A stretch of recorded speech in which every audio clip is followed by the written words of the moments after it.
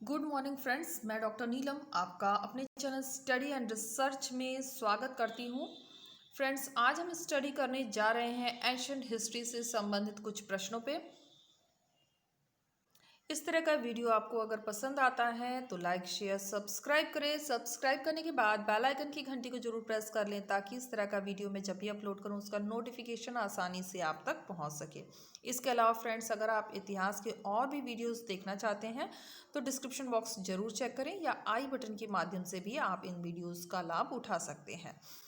तो फ्रेंड्स, अगर आप ओल्ड पेपर ढूंढ रहे हैं एनटीए यूजीसी नेट का तो वो भी अवेलेबल है। फर्स्ट पेपर और इतिहास का द्वितीय प्रश्न पत्र भी आपको इस चैनल पर मिल जाएगा। इसके अलावा पीजीटी टीजीटी इतिहास का सेक्शन यहाँ सॉल्व किया गया है, तो उसके लिए आप डिस्क्रिप्शन बॉक्स जरूर चेक करें। तो आ जाते हैं सबसे पहले क्वेश्चन पे। समाधान प्रचलन शुरू किया गया है, तो समाधान प्रचलन कहाँ शुरू किया गया है? तो ये समाधान प्रचलन शुरू किया गया है होमो नियांडरथल द्वारा।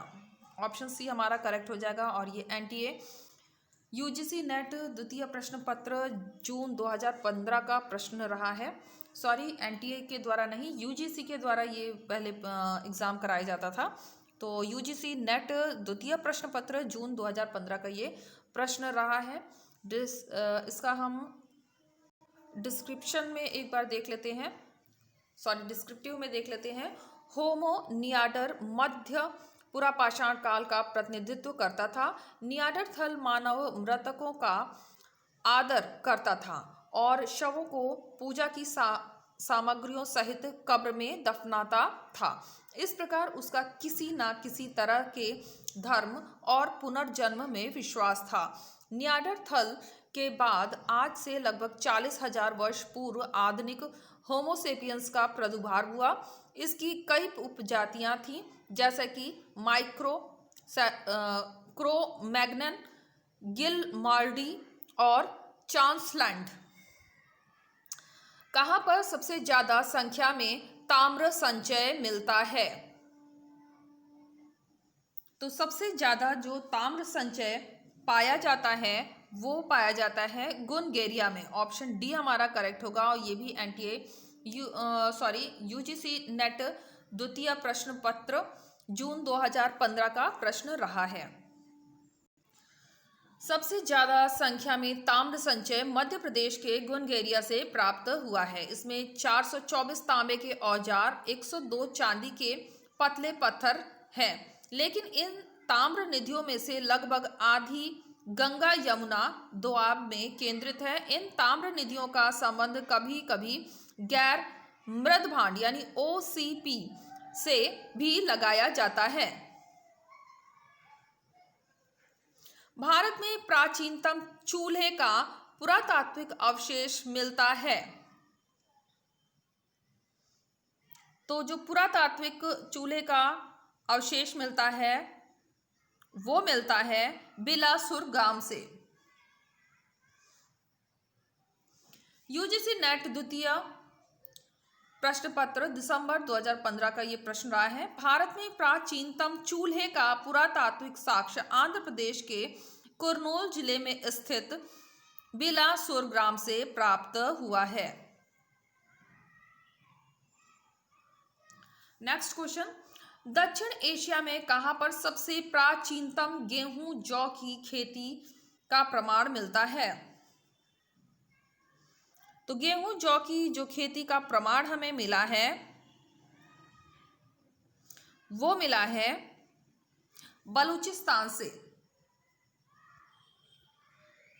दक्षिण एशिया में बलूचिस्तान के मेहरगढ़ पाकिस्तान नामक स्थल के उत्खनन से 3 सांस्कृतिक चरण नवपाषाण काल, हड़प्पा पूर्व व हड़प्पाई स्तर प्राप्त होते हैं। यह भारतीय उपमहाद्वीप की प्राचीनतम कृषक बस्ती थी और यहाँ 7000 बीसी के लगभग गेहूं जौ मसूर की खेती के साक्ष्य मिलते हैं। कहाँ पर भारतीय उप महाद्वीप का सबसे बड़ा अर्धवृत्ताकार पूजा स्थल खोजा गया है? तो ये खोजा गया है सिरकप से। ऑप्शन बी हमारा करेक्ट होगा।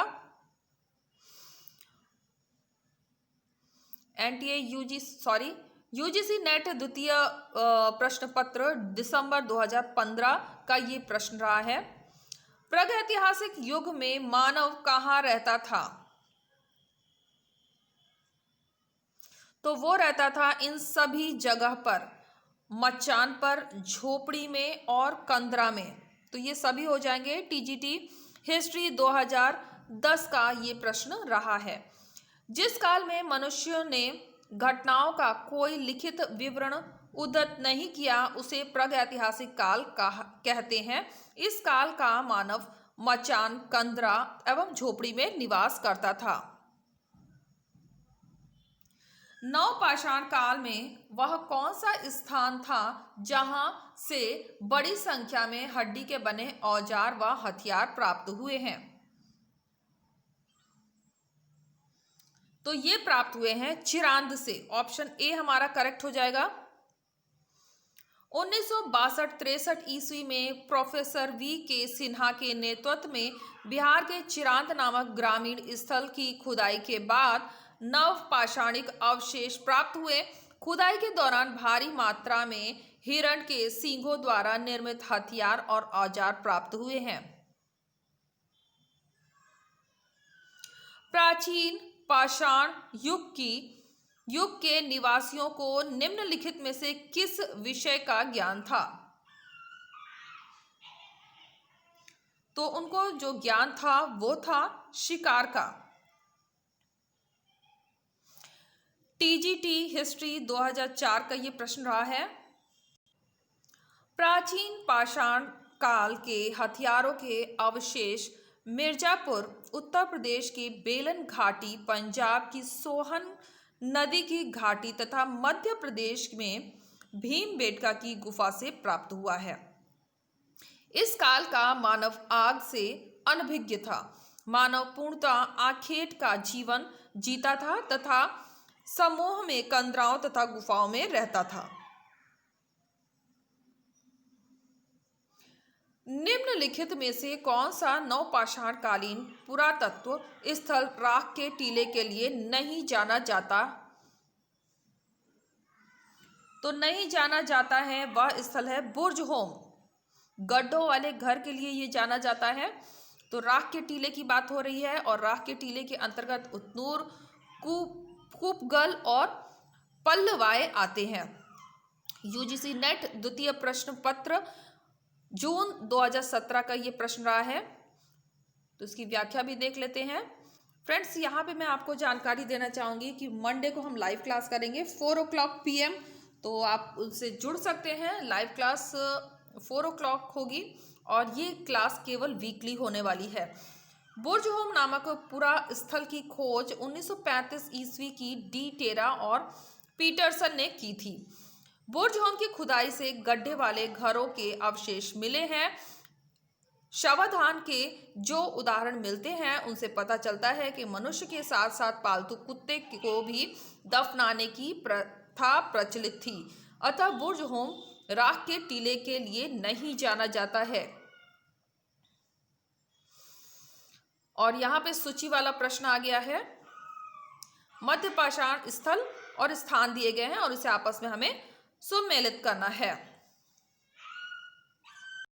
तो चलिए इसे आपस में हम सुमेलित करते हैं। सबसे पहले दिया है बिरभानपुर और बिरभानपुर का जो स्थान है वो हो जाएगा पश्चिम बंगाल।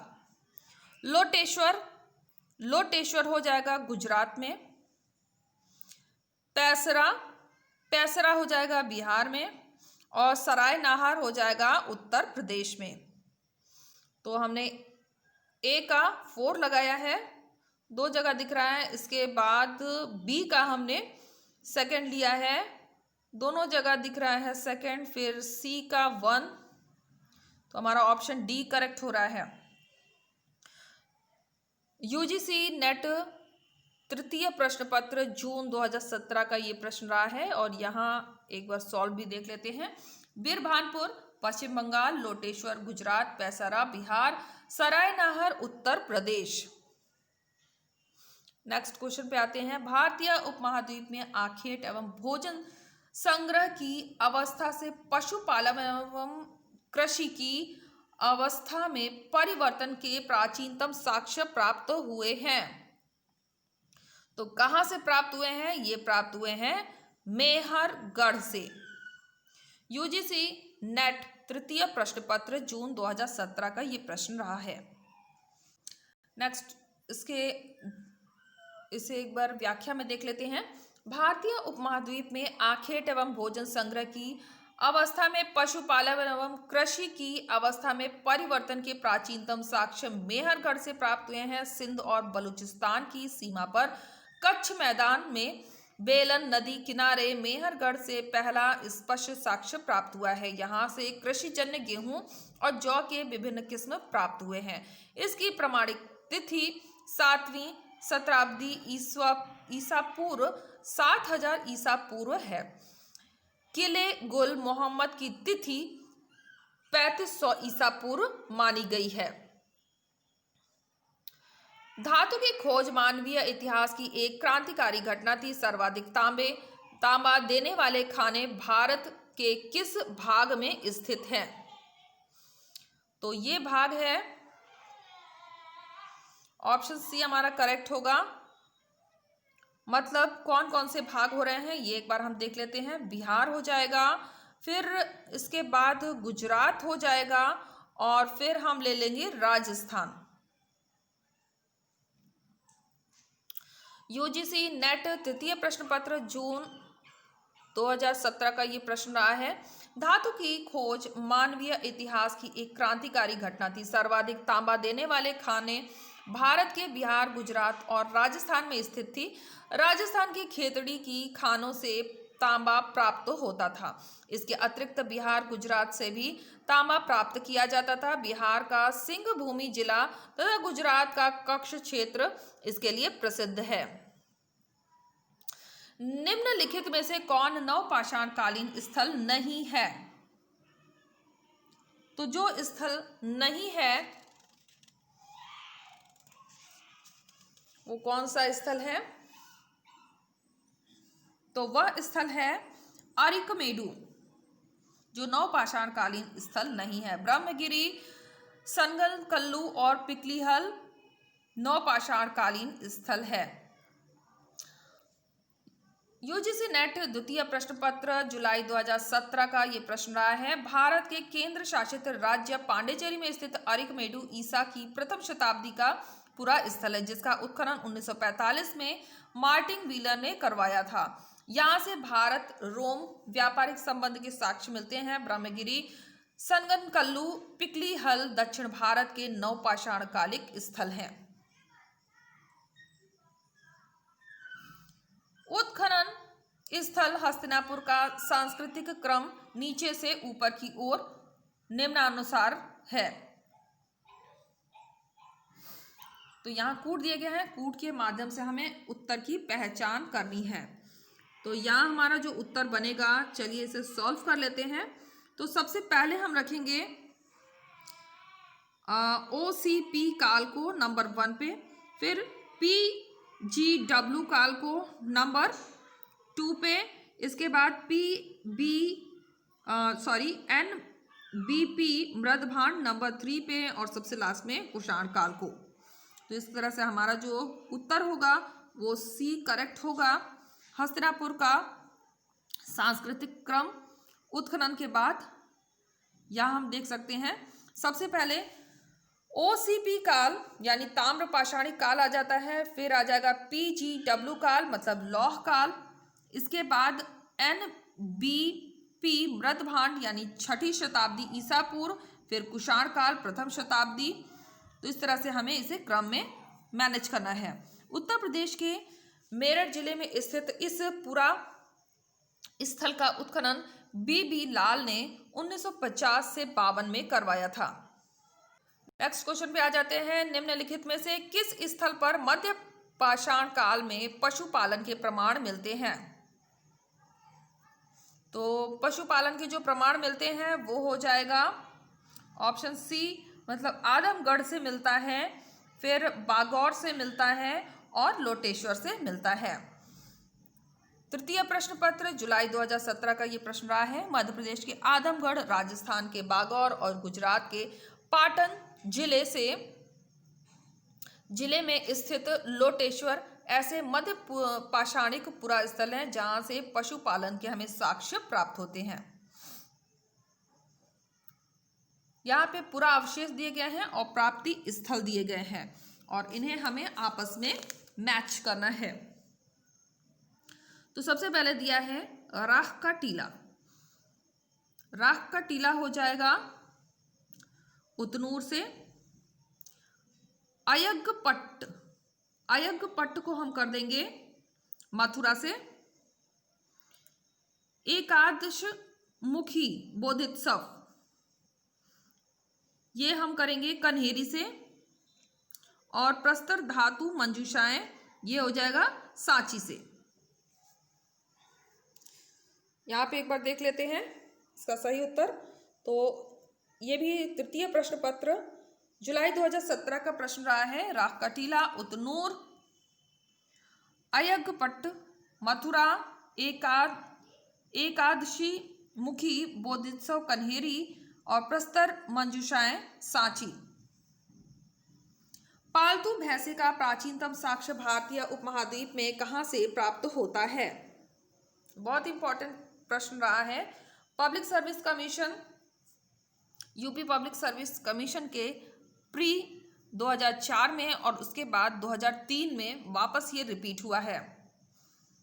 तो यहां हमारा जो उत्तर बन रहा है वो हो जाएगा मेहरगढ़। पालतू भैंसे का प्राचीनतम साक्ष्य भारतीय उपमहाद्वीप में मेहरगढ़ से प्राप्त हुआ है, जिसमें सिर नीचे किए हुए स्तंभ रंभते हुए भैंसों का वर्णन है जो लड़ने की मुद्रा में है। सैंधव निवासियों के पालतू पशुओं में बैल, गाय, भैंसे, कुत्ते, सुअर, भेड़, बकरी, हिरण, खरगोश आदि थे। हाथी से उनका परिचय था क्योंकि हाथी दांत का प्रयोग कलात्मक वस्तुओं के निर्माण में किया गया है। पक्षियों में मुर्गा, बत्तख, तोता, हंस आदि पाले जाते थे। कुछ पशुओं की धार्मिक मान्यताएं थी, कुछ को मांस के लिए पाला गया था। यह निश्चित नहीं है कि अश्व से उनका परिचय था कि नहीं। यहाँ पे थोड़ा सा स्कैन में प्रॉब्लम है। SR राव का विचार है कि लोथल तथा रंगपुर में अश्व की मिट्टी की मूर्तियां मिलती हैं। इस प्रकार कच्छ स्थित सुरकोटदा स्थल से पालतू घोड़े की अस्थियां मिली हैं। सिंधु सभ्यता के लोग किस देवता की पूजा करते थे? तो सभी को पता है पशुपति शिव की पूजा करते थे। TGT हिस्ट्री 2001 का ये प्रश्न रहा है। सिंधु सभ्यता के लोग पशुपति की उपासना करते थे। यद्यपि सैंधव स्थल पर खुदाई के परिणाम स्वरूप हमें मातृ देवी की मूर्तियां प्राप्त हुई हैं। इससे स्पष्ट होता है कि मातृ देवी की उपासना भी उस काल में प्रचलित थी। स्पष्ट है कि मोहनजोदड़ो से प्राप्त एक मुद्रा के ऊपर पद्मासन की स्थिति में विराजमान एक योगी का चित्र प्राप्त होता है। सिर पर एक त्रिशूल जैसा आभूषण है। इसके 3 मुख हैं। मार्शल ने इस देवता को रुद्र शिव के नाम से भी संबोधित किया है, जिसमें त्रिमुख, महेश्वर एवं पशुपति आदि नाम से संबोधित किया जाता है। पूर्व पाषाण युग के लोगों का मुख्य उद्यम क्या था, यानी व्यवसाय क्या था? तो पूर्व पाषाण युग में जो मुख्य उनका कार्य था वो था शिकार करके ही वो अपना भरण पोषण करते थे। तो ये TGT हिस्ट्री 2000 का प्रश्न भी रहा है। पूर्व पाषाण कालीन लोगों का मुख्य उद्यम या व्यवसाय शिकार था। ध्यातव्य हो कि इस काल के लोगों को कृषि संबंधी जानकारी नहीं थी, अतएव उनका जीवन जंगली पशुओं एवं नदियों, झीलों से प्राप्त होने वाली मछलियों, अन्य जंगली फलों पर ही निर्भर रहता था। मध्य पाषाण काल के लोगों की मुख्य विशेषता क्या थी? तो इनकी जो मुख्य विशेषता रही है वो रही है लघु पाषाण उपकरण का प्रयोग। ऑप्शन ए हमारा करेक्ट होगा। पीजीटी हिस्ट्री 2000 का ये प्रश्न रहा है। मध्य पाषाण काल के लोगों की मुख्य विशेषता थी लघु पाषाण उपकरणों का प्रयोग। इस काल के औजार छोटे छोटे पत्थरों से बने हुए होते थे। कतिपय ऐसे भी औजार होते थे जिनका आकार ज्यामितीय होता था। क्या मिट्टी के बर्तन बनाना नवपाषाण काल से संबंधित है? सत्य है। ऑप्शन ए हमारे यहाँ पे करेक्ट हो जाएगा। पीजीटी 2000 का ये प्रश्न रहा है। कुंभकारी सर्वप्रथम नवपाषाण काल में दृष्टिगोचर होती है। इससे यह स्पष्ट होता है कि मिट्टी के बर्तन बनाना नवपाषाण काल से संबंधित है। ये बिल्कुल ही सत्य है। फ्रेंड्स, यहाँ पे हमारे क्वेश्चन समाप्त होते हैं। तो नेक्स्ट वीडियो में मिलते हैं। और फिर से मैं आपको रिपीट करना चाहूँगी और रिमाइंड कराना चाहूँगी कि मंडे को हम लाइव क्लास करने वाले हैं 4 PM पे, और ये क्लास ओनली वीकली होगी फिलहाल। तो अगर आपको जुड़ना है तो मंडे को रेडी हो जाइए। तो फ्रेंड्स, फिर मिलते हैं नेक्स्ट वीडियो में। और इस तरह का वीडियो पसंद आता है तो लाइक शेयर सब्सक्राइब करें। सब्सक्राइब करने के बाद बेल आइकन की घंटी को जरूर प्रेस कर लें ताकि इस तरह का वीडियो मैं जब भी अपलोड करूँ उसका नोटिफिकेशन आसानी से आप तक पहुँच सके। Okay friends, take care and bye bye.